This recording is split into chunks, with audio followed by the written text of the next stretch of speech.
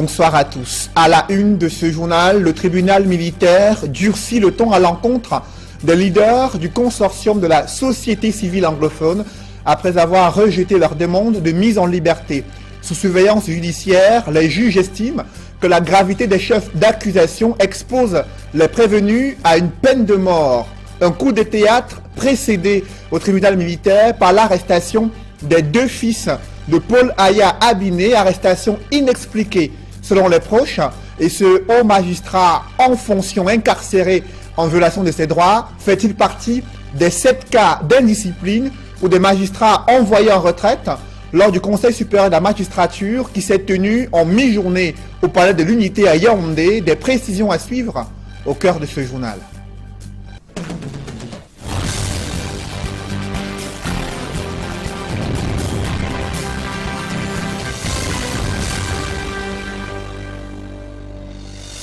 Merci de suivre cette édition complète de l'information sur Equinox Télévision.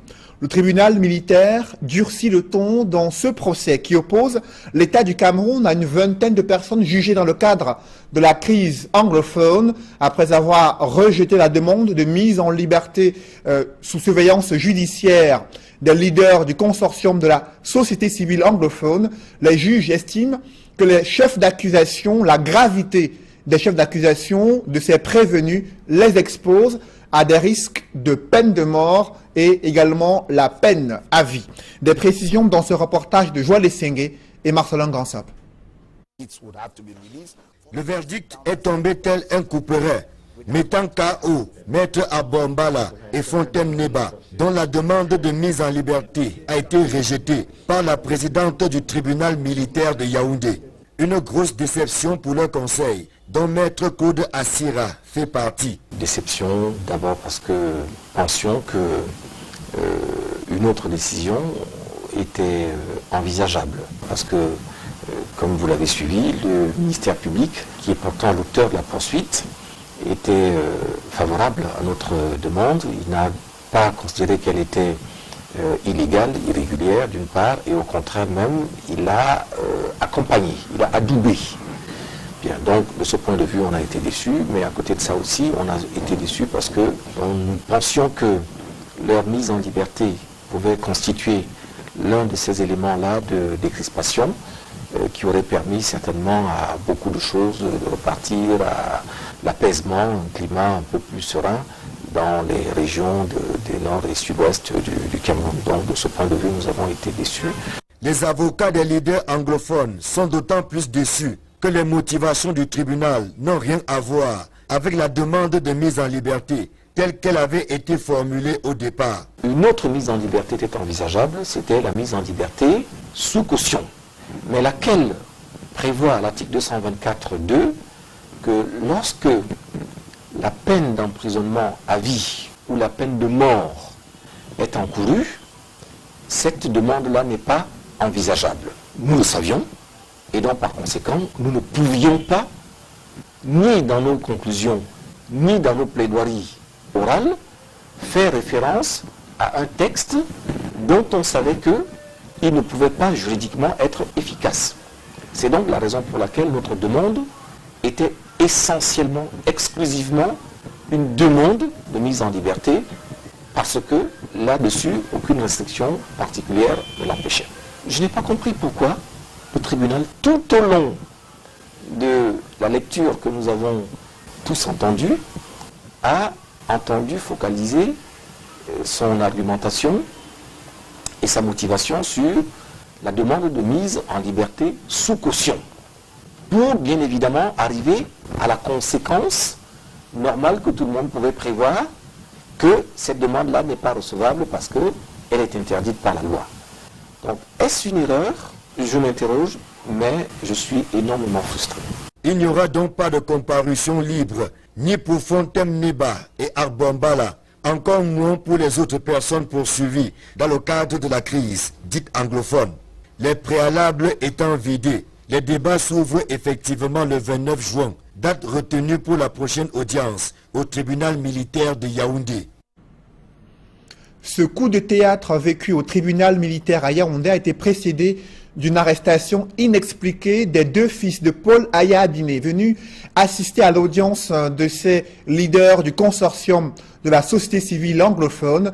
Jusqu'à cette heure, l'on est sans nouvelles des enfants de ce magistrat qui est lui aussi incarcéré dans les cellules du secrétariat d'État à la Défense à Yaoundé. Explication avec Guy Zogo et Joël Essengue.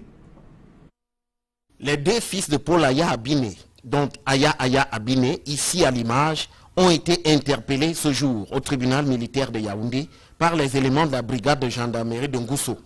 Au moment où l'audience relative à l'affaire Maître Félix Nkongo Arborbala et compagnie s'ouvrait, Aya Abiné a voulu immortaliser l'entrée des prévenus par des photos à partir de son téléphone portable. C'est alors qu'un agent des renseignements généraux est intervenu pour faire remarquer à l'intéressé qu'il est interdit de filmer au sein de cette instance. Aya Abiné s'est alors exécuté en rangeant son portable.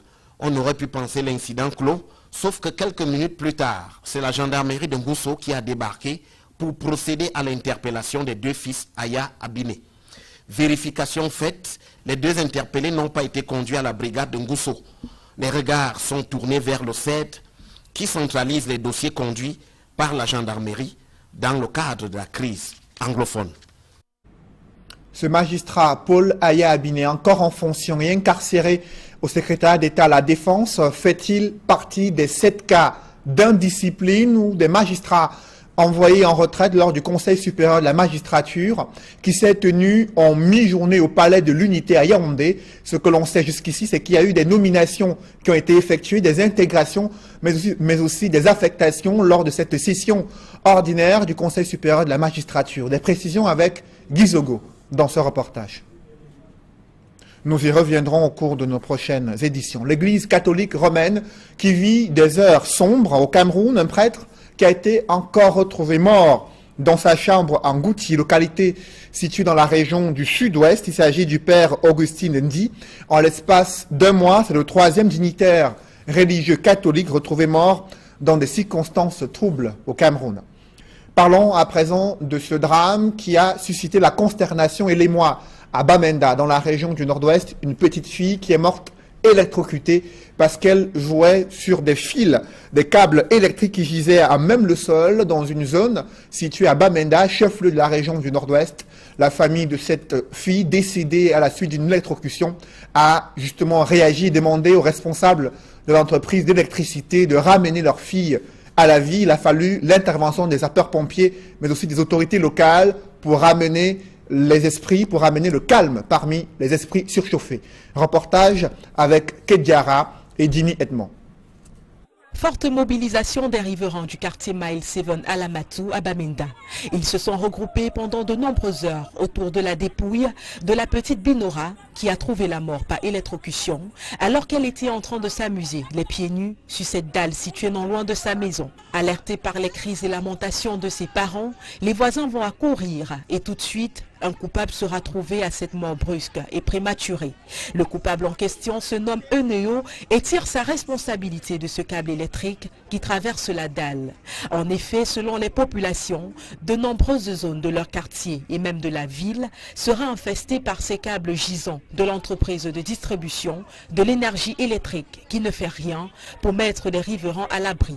Ce qui est arrivé à la petite Binora pourrait se reproduire à tout moment dans cette ville qui pilule d'enfants innocents et pas encore suffisamment matures pour comprendre qu'il faut se tenir éloigné des câbles électriques, même se retrouver à même le sol. Fort de ce constat, les parents de la petite Binora ont décidé de faire appel aux agents de Neu afin qu'ils redonnent la vie à leur progéniture. Le préfet de Bamenda 2, Peter Etuembongo, va descendre sur les lieux pour tenter d'apaiser le courroux des parents. Et après de nombreuses heures de négociations, les sapeurs-pompiers auront enfin le droit de conduire la dépouille de la petite à la morgue. C'est une douloureuse expérience de vie pour un bébé abandonné juste après sa naissance derrière une maison d'habitation située à Koutaba, dans le département du Noun. Le récit est fait avec Mama Soufor, d'Alaskana et Jean-Paul Founiat. Certainement les premiers cris de vie d'un bébé au milieu de ses semblables.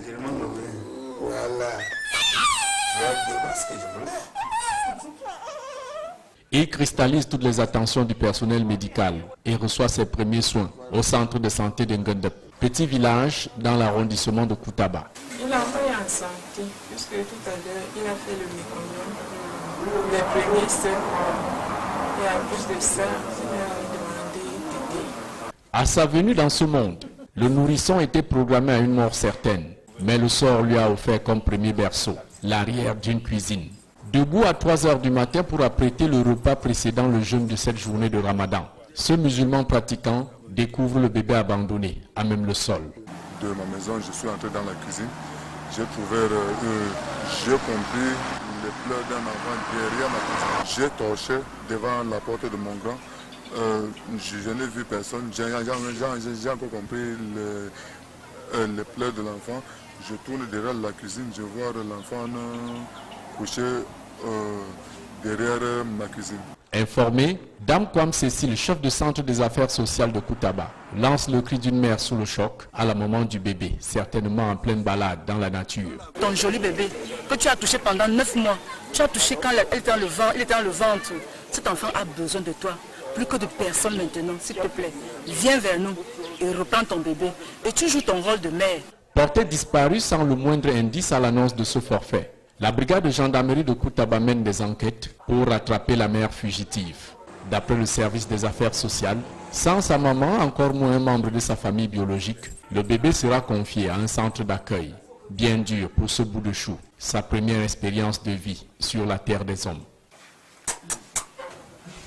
Pourriez-vous aujourd'hui effectuer une dictée sans faute d'orthographe ni de grammaire? Des candidats au BEPC ont dû affiner leur UI et faire appel à toutes leurs connaissances pour affronter l'épreuve de dictée qui s'est déroulée ce matin au lycée bilingue de Deido. Nos reporters y étaient présents et ont assisté à cette épreuve de dictée. Reportage Julienne Berthe-Bissaï. Dans cette classe de 3e espagnol, les candidats assis affrontent l'épreuve de dictée. Il est 10h30. Ici, chacun s'attelle à suivre attentivement la prononciation des mots pour éviter d'éventuelles fautes. Pour le créateur du, on m'avait surnommé le protégé des dieux. Entre guillemets, le protégé des dieux. La lecture terminée, l'enseignante procède à la relecture et les candidats aux dernières vérifications de leur copie. Satisfaits de cette épreuve, l'on peut lire sur leur visage la sérénité. Par rapport à l'épreuve de dictée, ça a été bon pour moi. De mon cas, j'ai seulement eu je peux dire 5 fautes. Bon, j'ai trouvé la dictée un peu facile. Il n'y avait pas trop d'accord. Il n'y avait pas trop d'accord à faire sur la dictée. Ces candidats appelés à maîtriser les règles d'orthographe et de grammaire sont malheureusement confrontés à des difficultés langagières qui remettent parfois en question leur formation et niveau d'études. Les enfants ont plutôt un niveau faible aujourd'hui, presque en tout. Mais en français, c'est plus grave encore. En grammaire, les accords sont souvent difficiles pour les enfants.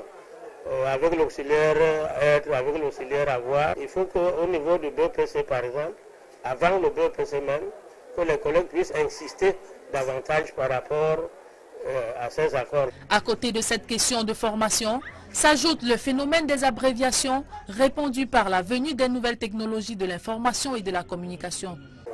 En anglais aussi, nous avons noté ces abréviations-là qui n'arrangent pas le niveau de langue des enfants. Justement, l'influence aujourd'hui, ce n'est pas seulement les médias ou les TIC, mais c'est aussi le camp franglais qui est dehors là. Vous savez que je suis cam, ou je cam, ainsi de suite. Tout ça influence et l'anglais et le français, malheureusement. Le barème de correction de l'épreuve de dictée est segmenté en 4 parties. Les fautes simples d'orthographe, les accents, les ponctuations et non-respect des majuscules coûtent chacun 1 point au candidat. Les fautes d'orthographe avec incidence sémantique et celles de grammaire coûtent à leur tour 2 points chacune au candidat. Au regard des avis suscités par les experts en la matière qui s'offusquent de la baisse du niveau linguistique de ces élèves, l'on s'interroge s'il n'est pas nécessaire de réintroduire l'épreuve de dictée dans les classes du second cycle. Je vous le disais en titre, le Conseil supérieur de la magistrature s'est penché sur 7 cas d'indiscipline lors de sa session ordinaire tenue en mi-journée au Palais de l'Unité à Yaoundé. Des nominations ont été effectuées, des intégrations, mais aussi des affectations au meublé des travaux du Conseil supérieur de la magistrature. Explication avec Joël Essengé et Guy Zogo. Le Conseil supérieur de la magistrature a donc tenu ses travaux à Yaoundé sous la présidence du chef de l'État, Paul Biya. Comme le prévoient les textes organisant cette instance, il a été question des nominations, mais aussi des dossiers disciplinaires. Selon les dires du ministre de la Justice, au sortir de l'audience du Conseil supérieur de la magistrature 2017, il a bel et bien été question de nominations et d'intégration d'auditeurs dans le corps de la magistrature au cours de ces travaux. Ces décisions sont donc en cours de publication. S'agissant des sanctions disciplinaires, 7 dossiers étaient sur la table sans que des précisions aient été données sur les cas concernés.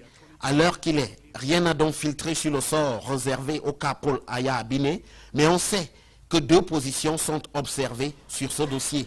Il y a ceux qui prônent la sévérité à son égard, quand d'autres défendent la ligne de l'apaisement à son sujet. Au cours de cette audience aussi, les demandes de grâce et de radiation n'ont pas été enregistrées. Les prix des poches de sang restent assez élevés au Cameroun et les experts de la santé publique se plaignent du manque d'harmonisation de la grille des prix dans les différents hôpitaux publics, mais aussi les cliniques privées.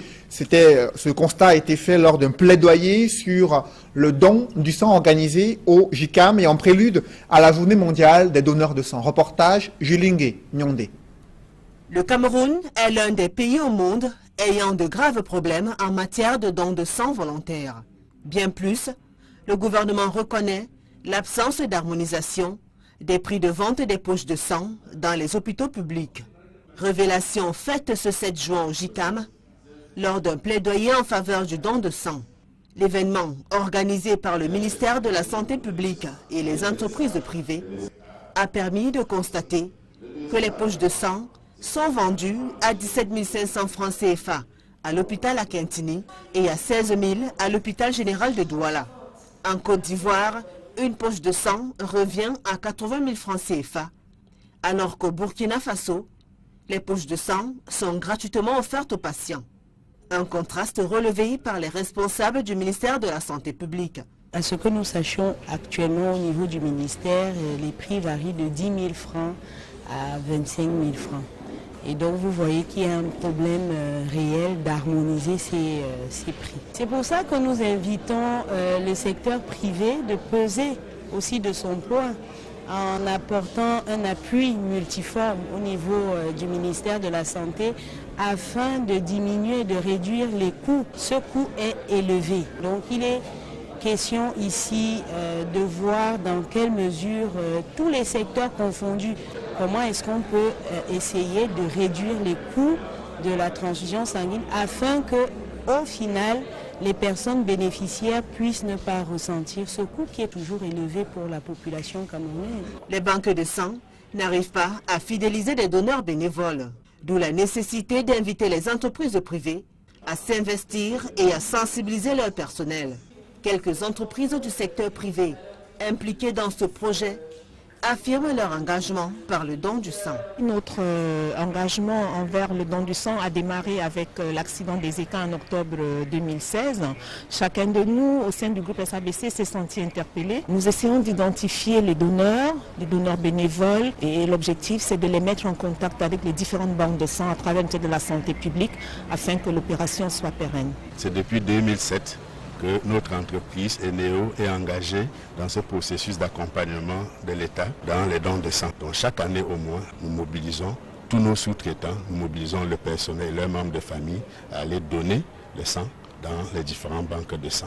La journée mondiale des donneurs de sang se célèbre ce 14 juin sous le thème « Le don de sang, ça compte, donner librement, donner souvent ». Une femme sous-préfet est allée en retraite à Gazawa dans la région de l'extrême nord. Durant son passage justement à la tête de cet arrondissement, son engagement pour la promotion de la femme a marqué plus d'une communauté à Gazawa dans le septentrion. Reportage Amadou Daïrou et Gladys Sidje. La participation de la femme au processus de décision s'est améliorée. Par cette sortie, haut la main, poitrine bombée, vous aurez ouvert la voie aux autres femmes intéressées par le commandement territorial.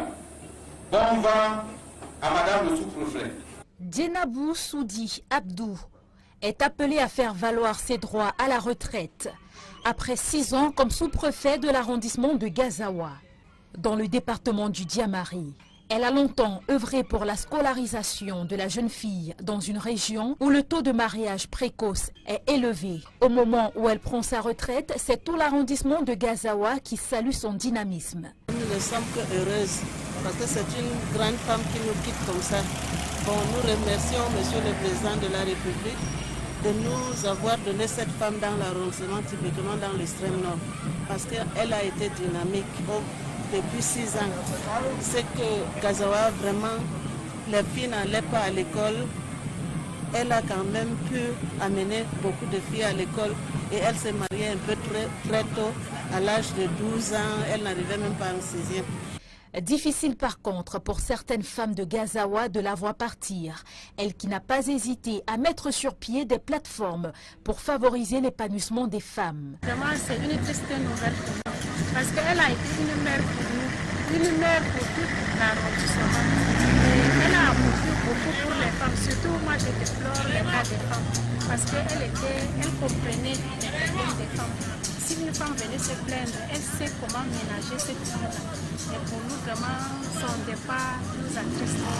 C'était une femme très dévouée, assidue, rigoureuse dans son travail et elle nous a donné vraiment le meilleur d'elle-même. Elle nous a donné un bon exemple. Gazawa est un arrondissement qui accueille des soldats déployés dans la lutte contre Boko Haram. Le préfet du Diamari a interpellé le nouveau sous-préfet, Evaritus Soukanken, sur les grands chantiers qui l'attendent.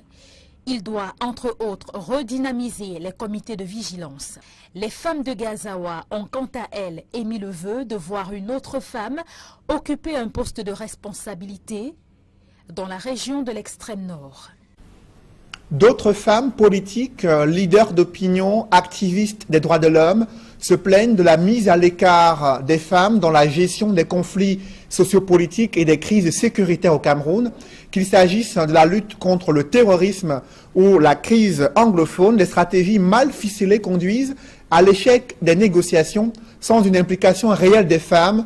Pourtant, les Nations Unies recommandent l'intégration des femmes dans les opérations de maintien de la paix au Cameroun, le gouvernement qui fait la sourde oreille à la suite de cette résolution. Reportage Élisée Bokba et Aïk Cyril. La résolution des remous sociaux est un véritable caillou dans la chaussure des pouvoirs publics au Cameroun. Probablement parce que jusqu'ici, ce sont les hommes qui ont été aux avant-postes en adoptant des stratégies qui pour la plupart ont échoué. Les hommes ont échoué à plus d'un titre parce que chaque jour davantage, il y a escalade de la violence. Les mécanismes institutionnels officiels ont montré leurs limites. Il faut aujourd'hui réinventer la gestion internationale des conflits africains à partir des réalités endogènes. Si les hommes ont étalé leur incapacité à pouvoir régler les crises sociales, le moment est peut-être venu de faire confiance aux femmes. La femme a la présomption d'être, par définition, dans une prédisposition de pacification des rapports sociaux. Ce que n'est pas l'homme. L'homme est reconnu, me semble-t-il, par sa bestialité et peut-être sa brutalité anticipée, si vous voulez. Là, et dans une prédisposition naturelle de la femme fait qu'on estime que la femme engagée dans la résolution de conflits peut être un vecteur fondamental de pacification et d'anticipation. Vu sous cet angle, une présence des femmes dans des opérations de maintien de la paix peut aider à faire bouger les lignes. La femme qui a été violée, qui a été traumatisée, ne peut pas s'ouvrir à un homme parce qu'elle a honte, parce qu'il s'agit de son intimité. Quand il y a une autre femme dans la mission de paix, elle est plus apte, elle est plus enclin à poser son problème à une autre femme comme elle qui peut mieux la comprendre. Il y a des choses qu'on néglige, que les hommes négligent, pas parce qu'ils ne veulent pas, mais parce que ça ne leur vient pas à l'esprit. Les serviettes hygiéniques, parce que c'est spécifique. Donc les femmes dans les missions de paix ont cette capacité de penser à des besoins spécifiques des femmes, n'est-ce pas, et des filles auxquels les hommes ne pensent pas toujours. Donc l'implication des femmes est d'importance capitale si nous voulons vraiment faire changer les choses. Les Nations Unies l'ont compris et ont voté depuis une vingtaine d'années la résolution 1325 qui commente une plus grande implication des femmes dans le règlement des crises. Résolution qui tarde encore à entrer en application au Cameroun.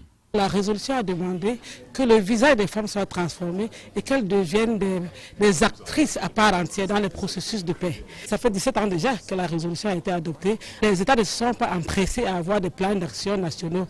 Mais je voudrais quand même dire que le plan d'action national est d'importance capitale pour pouvoir un peu structurer, encadrer la participation des femmes dans les processus et à s'assurer que l'État en fait une priorité. Une table ronde sur le rôle de la femme dans la résolution non violente des conflits se tient à Yaoundé.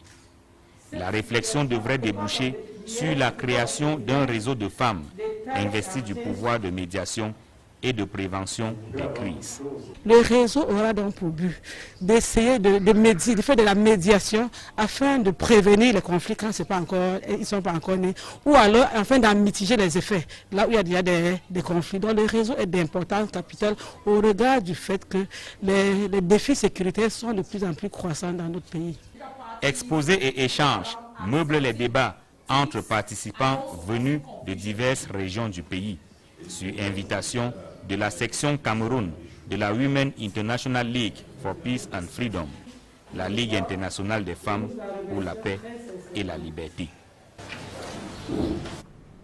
De nombreuses barrières culturelles empêchent des parents camerounais de prendre conscience de l'existence d'un traitement pour leurs enfants qui naissent avec des malformations congénitales. Des détails dans ce reportage de Mitterrandam et Donald Anouzwa. Les formes peu ordinaires de certains membres du corps de ce nourrisson justifient la présence à ses côtés de cette équipe médicale constituée pour la plupart de physiothérapeutes. Le patient du jour est atteint d'une malformation orthopédique congénitale que les spécialistes appellent le pied beau. Le mal qui touche 1 ou 2 enfants sur 1000 à la naissance peut être traité quand il est dépisté à temps. Alors au maximum dans les 2 premières semaines. Il faut commencer le plâtre parce que le traitement va durer jusqu'à 4 ans. Donc après les plâtres successifs qui vont partir entre 6 et 8 semaines. Après il faut maintenir parce que la correction elle est successive. Vous voyez la déformation du pied, il est entré là, la déformation est entrée. Donc on corrige successivement avec des plâtres. Après les plâtres, il faut maintenir le pied parce qu'il peut arriver des cas de récidive. Pour les spécialistes, le pied beau, qui est une malformation du pied assez fréquente, demeure une affaire clinique et non mystique. Beaucoup de personnes ont toujours tendance à croire que c'est de la sorcellerie et puis parfois c'est un parent rejette ses enfants. Ce que nous conseillons à tous ces parents, c'est de les amener auprès des services de kinésithérapie pour une éventuelle évaluation. Le coût du traitement, quant à lui, varie en fonction des cas qui se présentent aux physiothérapeutes. Ça coûte environ 50 000 pour les malades qui sont un peu jeunes, moins de 2 ans. Mais quand il est plus de 2 ans, c'est un peu cher parce qu'il y a autant que cela nécessaire de faire une petite opération pour compléter le traitement. Donc avec ça, ça va coûter environ 150 000 à 200 000. Le Cameroun compte actuellement 24 centres de formation sanitaire chargés de traiter le pied beau. À l'escale internationale, la première dame du Nigeria tente de rassurer l'opinion de son pays sur l'état de santé de Muhammadu Buhari après l'avoir rendu visite à Londres. Elle rassure que le président nigérian sera bientôt de retour et qu'il se porte bien, alors que la santé du président nigérian avait suscité de vives inquiétudes durant les semaines antérieures au Nigeria. Reportage Gladys Sidi. Muhammadu Buhari va mieux. Selon Aïcha Buhari, qui s'est rendue à Londres le 30 mai au chevet de son mari malade. Depuis son arrivée au pouvoir, le président Buhari est acculé par des problèmes de santé fréquents. En début d'année, il avait déjà effectué un arrêt maladie de 2 mois à Londres avant de s'y rendre encore début mai. Ces sorties sanitaires du président accentuent les inquiétudes des Nigérians qui s'interrogent sur ses aptitudes à conduire la destinée du pays. Aïcha Boari se veut rassurante quant à l'état de santé de son mari. Elle a remercié le vice-président Yemi Osinbajo qui assure la direction des affaires. Elle lui a dit que son mari sera bientôt de retour. Les causes de la maladie du président nigérien n'ont pas été dévoilées, mais il a semblé extrêmement affaibli lors de ses dernières apparitions publiques. Il a d'ailleurs été absent de plusieurs grands rendez-vous politiques. De folles rumeurs ont fait le tour de la toile concernant son état de santé et faisant même allusion à son décès. Des informations démenties par son porte-parole, Garba Chebou. Il n'y a donc pas d'inquiétude à se faire. Le président nigérien Muhammadu Buhari va mieux. Il répond plutôt bien aux traitements qui lui sont administrés à Londres, selon son épouse. Messieurs, c'est la fin de ce journal. Je vous invite à suivre 2 rendez-vous ce soir sur Equinox Télévision Actu Santé où Flavien Dongo reçoit les plus grands spécialistes de la santé au Cameroun, mais aussi dans le monde. Et 237, le débat, émission politique en ce milieu de semaine, présentée par Duval Fangwa. Merci de rester sur Equinox Télévision.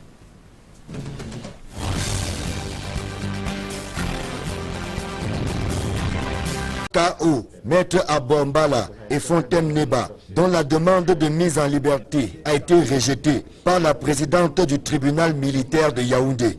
Une grosse déception pour le conseil, dont Maître Claude Assira fait partie. Déception d'abord parce que nous pensions qu'une autre décision était envisageable. Parce que, comme vous l'avez suivi, le ministère public, qui est pourtant l'auteur de la poursuite, était favorable à notre demande. Il n'a pas considéré qu'elle était illégale, irrégulière d'une part, et au contraire même, il a accompagné, il a adoubé.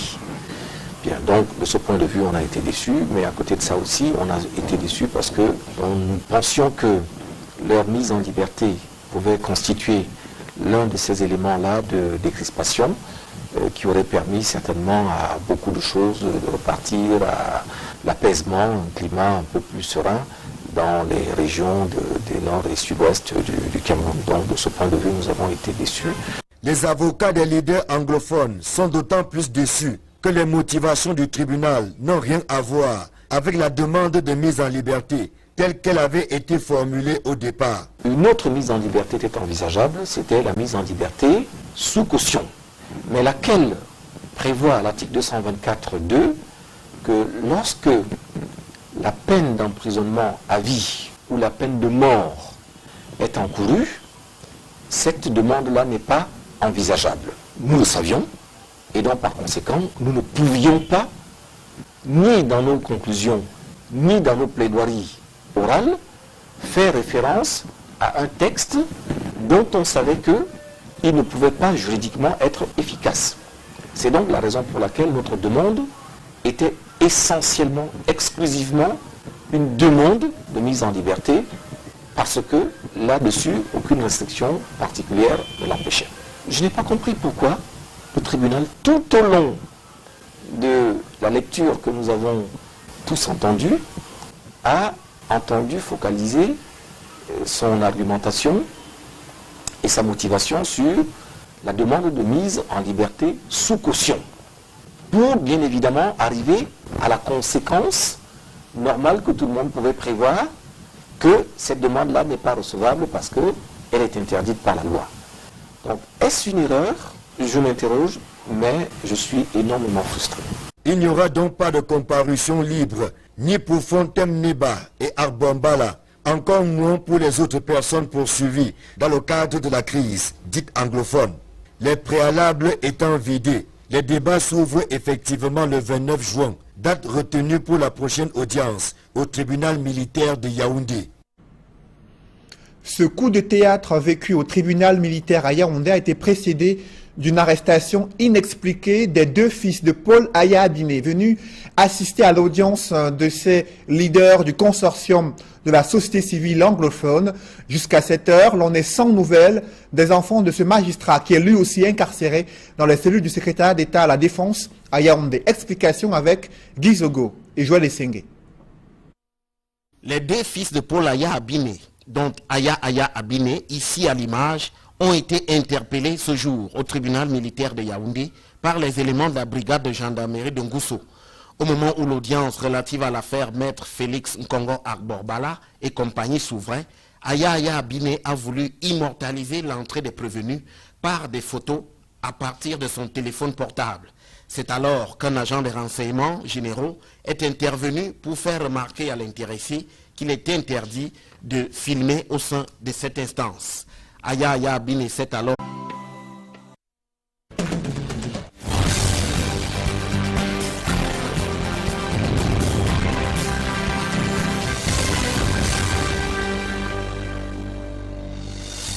Bonsoir à tous. À la une de ce journal, le tribunal militaire durcit le ton à l'encontre des leaders du consortium de la société civile anglophone après avoir rejeté leur demande de mise en liberté. Sous surveillance judiciaire, les juges estiment que la gravité des chefs d'accusation expose les prévenus à une peine de mort. Un coup de théâtre précédé au tribunal militaire par l'arrestation des deux fils de Paul Aya Abiné, arrestation inexpliquée selon les proches, et ce haut magistrat en fonction incarcéré en violation de ses droits fait-il partie des 7 cas d'indiscipline ou des magistrats envoyés en retraite lors du Conseil supérieur de la magistrature qui s'est tenu en mi-journée au palais de l'Unité à Yaoundé? Des précisions à suivre au cœur de ce journal.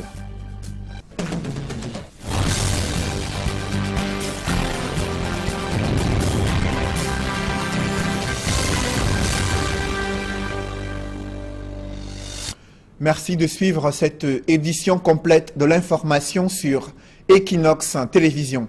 Le tribunal militaire durcit le ton dans ce procès qui oppose l'État du Cameroun à une vingtaine de personnes jugées dans le cadre de la crise anglophone après avoir rejeté la demande de mise en liberté sous surveillance judiciaire des leaders du consortium de la société civile anglophone. Les juges estiment que les chefs d'accusation, la gravité des chefs d'accusation de ces prévenus les expose à des risques de peine de mort et également la peine à vie. Des précisions dans ce reportage de Joël Essengue et Marcelin Gansop. Le verdict est tombé tel un couperet, mettant Edini Edmond. Forte mobilisation des riverains du quartier Mile 7 à Lamatou, à Bamenda. Ils se sont regroupés pendant de nombreuses heures autour de la dépouille de la petite Binora qui a trouvé la mort par électrocution alors qu'elle était en train de s'amuser, les pieds nus, sur cette dalle située non loin de sa maison. Alertés par les cris et lamentations de ses parents, les voisins vont accourir et tout de suite, un coupable sera trouvé à cette mort brusque et prématurée. Le coupable en question se nomme Eneo et tire sa responsabilité de ce câble électrique qui traverse la dalle. En effet, selon les populations, de nombreuses zones de leur quartier et même de la ville seraient infestées par ces câbles gisants de l'entreprise de distribution de l'énergie électrique qui ne fait rien pour mettre les riverains à l'abri. Ce qui est arrivé à la petite Binora pourrait se reproduire à tout moment dans cette ville qui pilule d'enfants innocents et pas encore suffisamment matures pour comprendre qu'il faut se tenir éloigné des câbles électriques, même se retrouver à même le sol. Fort de ce constat, les parents de la petite Binora ont décidé de faire appel aux agents de Neo afin qu'ils redonnent la vie à leur progéniture. Le préfet de Bamenda 2, Peter Etuembongo, va descendre sur les lieux pour tenter d'apaiser le courroux des parents. Et après de nombreuses heures de négociations, les sapeurs-pompiers auront enfin le droit de conduire la dépouille de la petite à la morgue. C'est une douloureuse expérience de vie pour un bébé abandonné juste après sa naissance derrière une maison d'habitation située à Koutaba, dans le département du Noun. Le récit est fait avec Mama Soufor, d'Alaskana et Jean-Paul Chouniat. Certainement les premiers cris de vie d'un bébé au milieu de ses semblables.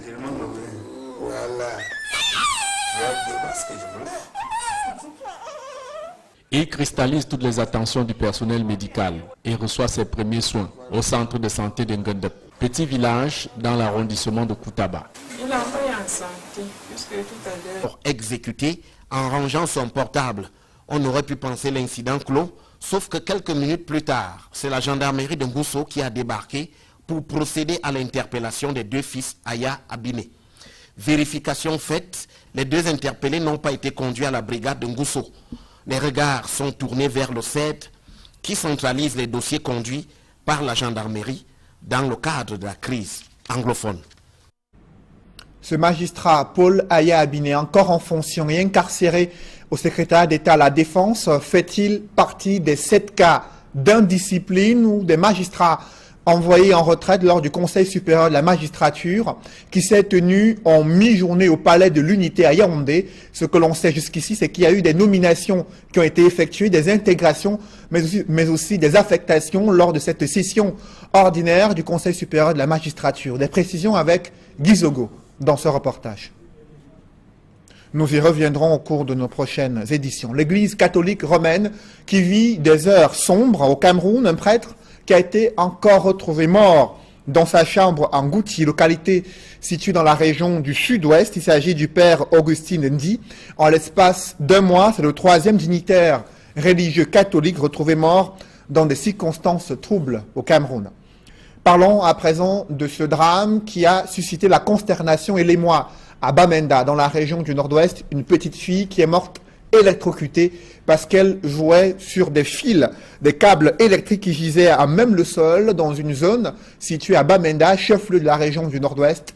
La famille de cette fille, décédée à la suite d'une électrocution, a justement réagi et demandé aux responsables de l'entreprise d'électricité de ramener leur fille à la vie. Il a fallu l'intervention des sapeurs-pompiers, mais aussi des autorités locales pour ramener les esprits, pour ramener le calme parmi les esprits surchauffés.